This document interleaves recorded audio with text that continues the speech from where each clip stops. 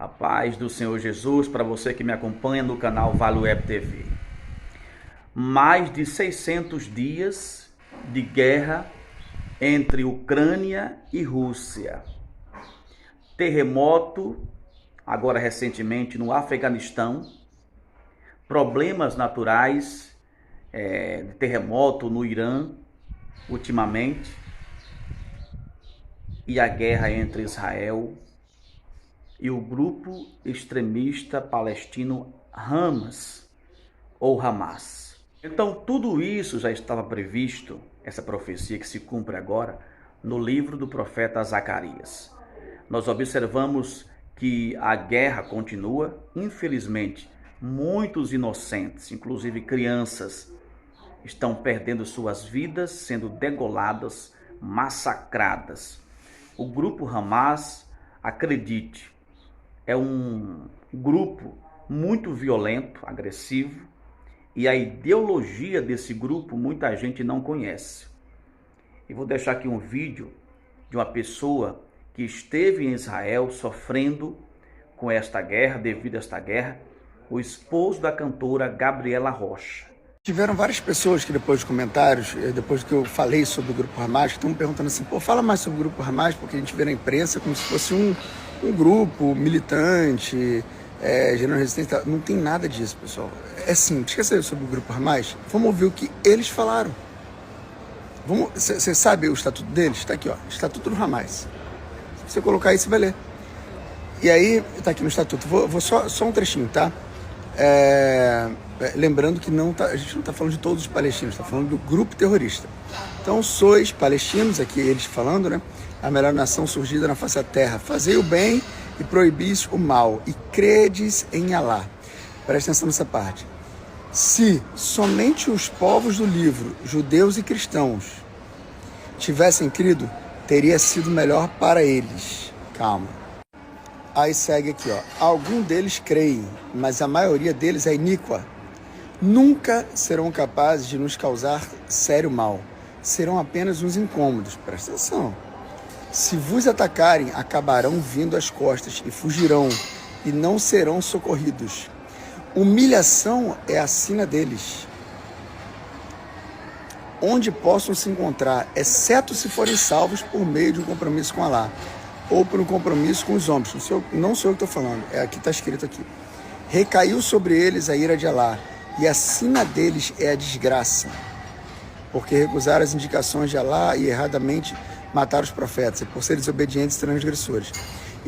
Presta atenção, Israel existirá e continuará existindo até que o Islã o faça desaparecer. Então eu entendo o seguinte, o grupo Hamas, ele não está ali para defender os palestinos, para proteger, muito pelo contrário, ele não está nem preocupado com isso. O foco deles é destruir os cristãos, é destruir os judeus e é destruir Israel. Isso é claro, está declarado. Irã que financia tudo isso. O Irã tem declarações, declaração, está declarado, não é algo oculto, o foco deles é destruir Israel. E o Irã que financia. Então, para você ter noção, cada míssil desse para o Irã custa aproximadamente $500. Cada antimíssil de Israel, porque é uma tecnologia que ninguém no planeta tem, custa $33 mil cada um antimíssil. Olha que loucura. Só que quem financia esses ataques dos mísseis é o Irã, que tem ligação total com esse grupo Hamas. Tá, e aonde que o grupo Hamas está com a base? Nessa faixa de Gaza. A faixa de Gaza, mais uma vez falando, é no sul ali de Israel. É literalmente uma faixa de 6 km de largura por 41 km. Então não é uma área grande, mas ali tem 2.200.000 pessoas. Então é alta concentração de pessoas. Mas esse grupo está lá para proteger. Só vou dar um exemplo. Eles estão atirando os mísseis, 10% dos mísseis que eles estão lançando está caindo na própria faixa de Gaza e matando os palestinos. Eles não estão preocupados, então entenda isso. O foco deles, destruir Israel, eles odeiam os cristãos, eles odeiam os judeus. É só entender isso, é simples entender. E com isso, eles não têm o menor pudor, matam crianças, expõem o que vocês estão vendo aí. Para vocês terem uma noção, se Israel não tivesse essa segurança gigantesca que tem, já teria sido tudo destruído, porque na verdade parece que foram 7 mil total, 7 mil mísseis até agora. Mas o sistema antibomba não permite o míssil entrar. Parece que alguns poucos conseguiram entrar porque foi uma quantidade absurda. Mas existe uma segurança. E eles criam a estratégia deles, por exemplo, eles pegaram reféns, né? E eles criam a base deles embaixo. São túneis embaixo de hospitais, dentro da faixa de Gaza e tal. Para quê? Para Israel não atacar. Então, assim, no caso deles, eles saem atacando, atiram em quem tiver pela frente, matam quem tiver pela frente, não importa quem. No caso de Israel está tendo todo um cuidado. É uma guerra, tá? Então vai morrer muito inocente, dos dois lados. Isso que é terrível. Mas, mesmo assim, tenta ter um cuidado para proteger algumas pessoas. Enfim, é uma guerra e tem que cessar.